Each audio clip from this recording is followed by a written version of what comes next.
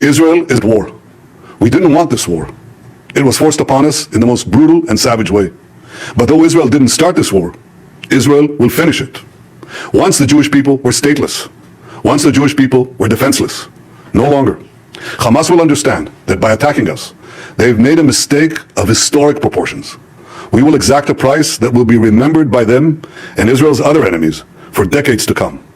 The savage attacks that Hamas perpetrated against innocent Israelis are mind-boggling, slaughtering families in their homes, massacring hundreds of young people at an outdoor festival, kidnapping scores of women, children, and elderly, even Holocaust survivors. Hamas terrorists bound, burned, and executed children. They are savages. Hamas is ISIS. And just as the forces of civilizations united to defeat ISIS, the forces of civilization must support Israel in defeating Hamas. I want to thank President Biden for his unequivocal support. I want to thank leaders across the world who are standing with Israel today.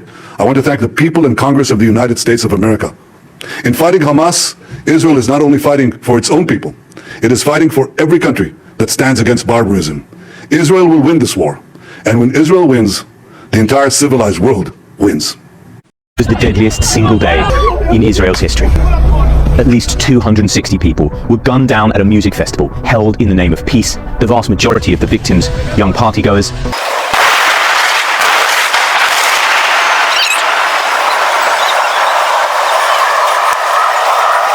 700 died across the country. Their Hamas killers came from the sky in paragliders and stormed across the border from Gaza on motorbikes and in trucks, before unleashing a deadly hail of bullets. One young German woman's naked and desecrated corpse was paraded for the cameras by celebrating terrorists and spat on by bystanders. 130 people, including many from the festival, were taken back to Gaza alive to be bartered for Palestinians currently held in Israeli prisons. In total, more than 2,000 people were wounded in the largest surprise attack on Israel since Yom Kippur, almost 50 years ago to the day. This is how Hamas appears to have completely outmaneuvered Israel's legendary security services to unleash slaughter on a day that's being called the country's 9/11. The border between Israel and Gaza is one of the most heavily monitored pieces of land anywhere in the world. And the Israeli armed forces are renowned for their signals interception technology, their advanced air defenses, and their dynamic military. But on Saturday, somehow up to 1,000 Islamist fighters, led by Hamas, were able to cut holes in the fence separating Gaza from Israel using explosives and bulldozers and stream through on motorbikes and pickup trucks. The attack appears to have started with drones suppressing lookout and surveillance posts, with video showing bombs raining down on fortified compounds. At the same time, several thousand missiles were fired into the south of Israel in an opening salvo which provided cover for the ground assault. It came on the Jewish holiday of Sukkot, amid allegations that much of the Israeli armed forces were at home or deployed further north, guarding against incursions from the West Bank. Hamas paramotors then streamed across the border, carrying scores of fighters, perhaps evading sophisticated air defenses with their small size and slow speed. Islamist fighters then stormed Israeli border posts, killing dozens of troops, many of them taken by surprise in their barracks and gunned down while unarmed. A number of Israeli armored vehicles were captured, while at least one Merkava tank was destroyed. One Israeli commander was killed and another captured. Hamas terrorists roamed through southern Israel, opening fire on anyone they saw, including elderly people who were killed at a bus stop and civilians shot inside their homes. One woman allegedly learned that her grandmother had been killed when a Hamas fighter uploaded a video of her corpse to her Facebook page. Another video appeared to show a man being dragged from his car and having his throat slit on the street. But it was at the Nova Festival, held on farmland near the kibbutz of Reem, where perhaps the most shocking violence unfolded. It is possible the Hamas terrorists stumbled across the event, given its location was a secret and only unveiled to attendees at the last minute. The 3,000-strong crowd had been dancing all night, but early on Saturday, Hamas paragliders descended on the site, with video appearing to capture the moment. At around 6:30 a.m., explosions and gunfire cut through the pounding music. The crowd took cover, but it was not long before jihadists arrived at the site and opened fire. Thousands began to flee, running to their cars or trying to hide in a nearby wooded area. Survivors say the terrorists started to hunt them down, executing them in cold blood. One woman, fleeing on foot, told how a young man came to her aid and told her to get in his car, only for him to be shot in the head at point-blank range. Gunmen strafed a queue of cars as people abandoned their vehicles and ran, only to be cut down in the wide open terrain. They also reportedly targeted the exits of the festival, and one image shows a tent filled with dozens of bodies. One witness, who spoke to CNN, described it as a shooting range.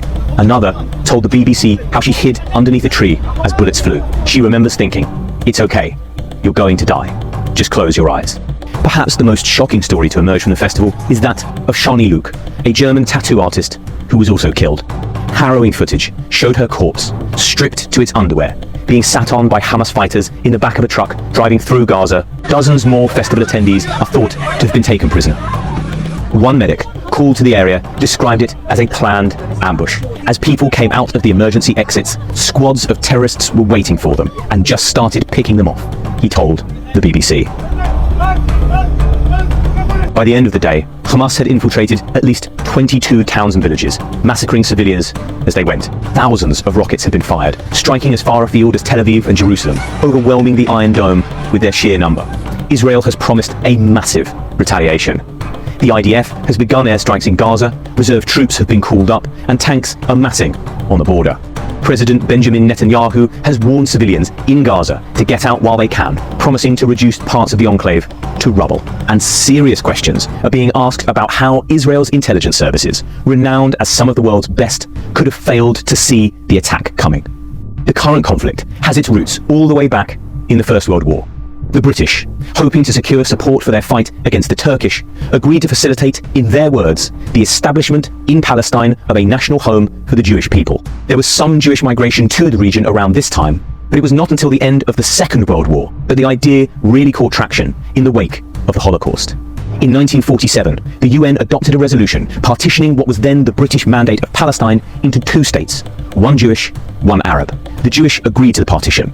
The Arabs and neighboring Arab states did not, sparking the First War. That ended in 1949 with an Israeli victory, expanding their territory beyond the agreed borders and displacing some 750,000 Palestinians who fled into Jordan, Lebanon, Gaza, and the West Bank. Multiple wars and two intifadas later, Gaza is under blockade, the West Bank is behind a wall, and a peace process aimed at finding a two-state solution is all but dead.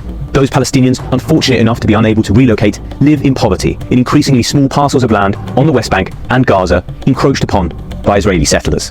The Islamist Hamas organization, which has links with Iran, took control of the Gaza Strip in 2007 after a brief war with Fatah. Outside of the West Bank, Gaza and Lebanon, many Arab states, the traditional allies of the Palestinians, are now normalizing relations with Israel under the Abraham Accords. The UAE and Bahrain did so in 2020, while US brokered talks were thought to be going on with Saudi Arabia. One of the most likely motives for Hamas's deadly attack is to stop these talks, betting that Riyadh would find it impossible to do a deal while a war was ongoing. Stopping the talks also benefits Iran, Saudi's nemesis, by keeping the two US allies divided. According to the Wall Street Journal, the Iranians spent weeks helping Hamas plan the attack and gave the green light for it to go ahead a week ago at a meeting in Beirut. Israel has vowed to respond with all its military might and has already begun launching deadly airstrikes into Gaza. A far bloodier ground invasion to wipe out Hamas seems to be looming. Should fighting break out, it could well drag in Hezbollah, another Iranian-backed militia which controls parts of neighboring Lebanon, and Iranian proxies in Syria.